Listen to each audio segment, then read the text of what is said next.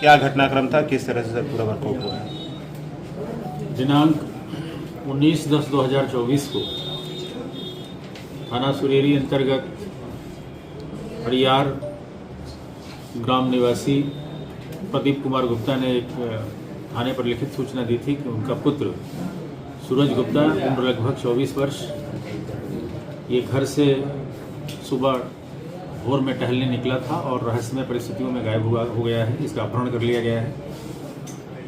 इस सूचना पर तत्काल समुचित धाराओं में अभियोग पंजीकृत हुआ और चूंकि एक बड़ी सनसनीखेज घटना थी, पुलिस की टीमों का गठन किया गया और पुलिस अधीक्षक जनपद जौनपुर के नेतृत्व में इसमें 5 टीमें लगातार काम कर रही थी। स्वाट सर्विलांस की टीमें काम कर रही थी और इसी दौरान इस अपहृत ने अपने कई लोकेशन बदले और अपने मोबाइल से ही उसमें से सिम को निकालकर और वाईफाई के माध्यम से व्हाट्सएप का प्रयोग करते हुए इसने 40 लाख रुपए फिरौती की मांग की अपने घर वालों से। लगातार मैसेज किए कि अमुक स्थान पर पैसा भेजा जाए और वहाँ हमारा आदमी जाएगा, पैसा ले लेगा।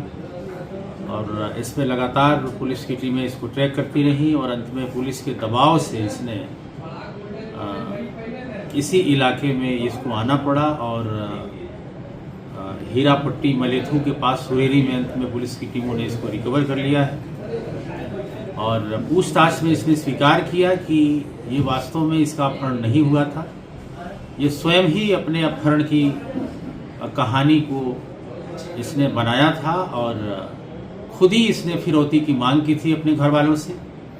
ये सारी चीज़ें इसने स्वीकार किया है और इस स्वीकारोक्ति के बाद इस घटना का अनावरण हो गया है और जो अपहरण का मुकदमा लिखा गया था इसको तरमीम करते हुए फिरौती की धारा में 308 और 318 BNS के अंतर्गत अपराध पाते हुए इसमें इसको गिरफ्तार करके और जेल भेजने की कार्यवाही की जाएगी। मोटिव ऑफ क्राइम क्या था? मोटिव ये है कि यह बहुत ही रहस्यमय व्यक्ति है और ये कई चीज़ों को फील करना चाहता है कि हम ऐसा करेंगे तो हमको क्या लगेगा। तो ये थ्रिल में और जुनून में ऐसा करना अभी तक ये पाया जा रहा है और इसके द्वारा ये बिल्कुल फैंटेसी की जा रही है कि हम किडनैपिंग करेंगे तो हमको कैसा लगेगा, हम खुद को अपने किडनैपिंग की सूचना देंगे तो हमको कैसा लगेगा। तो इस तरह की मानसिकता से इसने इस घटना को अंजाम दिया है, ऐसा अभी तक एविडेंस मिला है। क्या इस घटना में परिवार वाले क्या कहें? क्या परिवार वाले इससे पीड़ित हैं? परिवार वालों को ये लग रहा था कि ये घटना वास्तव में अपहरण की हुई है, लेकिन जैसे उन्होंने पूरा इंट्रोगेशन हुआ और इस बात को देखा और सुना तो उनके भी होश उड़ गए कि ये लड़का जिसको कोई कमी नहीं है घर में, ये ऐसा कांड कैसे कर सकता है।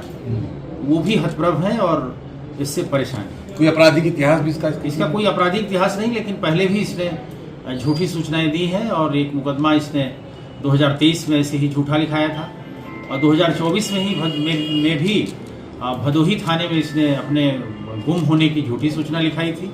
उसमें अगले ही दिन ये मड़ियाहू में प्रकट हो गया था। तो ये बहुत ही झूठा और बहुत ही फैंटेसी वाला इंसान है जो कई चीज़ों को कल्पना में करता है कि हम ऐसा करेंगे तो हमको कैसा लगेगा। पुलिस को कब ये लगा कि ये अपनी झूठी अपहरण की साजिश और फिरौती की साजिश? पुलिस को ये हर एंगल से पुलिस जांच कर रही थी, क्योंकि हम लोग किसी घटना को तब तक नहीं मानते जब तक कि वो अंजाम पे न पहुंच जाए।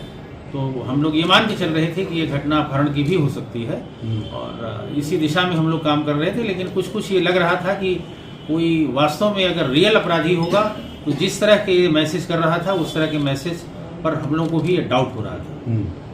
लेकिन हम लोग घटना को सही मानकर ही पूरा इस केस को हैंडल कर रहे हैं। उसके खिलाफ क्या कार्रवाई होगी? जो अपहृत है, जिसने तथाकथित अपने अपहरण की झूठी सूचना दी, उसने स्वीकार किया है और फिरौती की मांग की है। ये गंभीर जुर्म है, लिहाजा इसी जुर्म में जो एक्सटॉर्शन की धारा है उसमें हम लोगों ने इस मुकदमे को तरमीम करके इसको मुलजिम बना के हम लोग जेल भेज रहे हैं। इसका और कोई भी साथी सिर्फ अकेले ही? इस घटना में अभी तक किसी साथी के शामिल होने की बात प्रकाश में नहीं आई है, कई लोगों से इसने चर्चा की थी।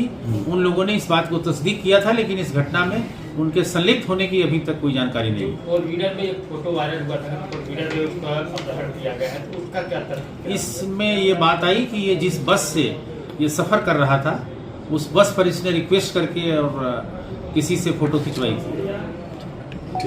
एक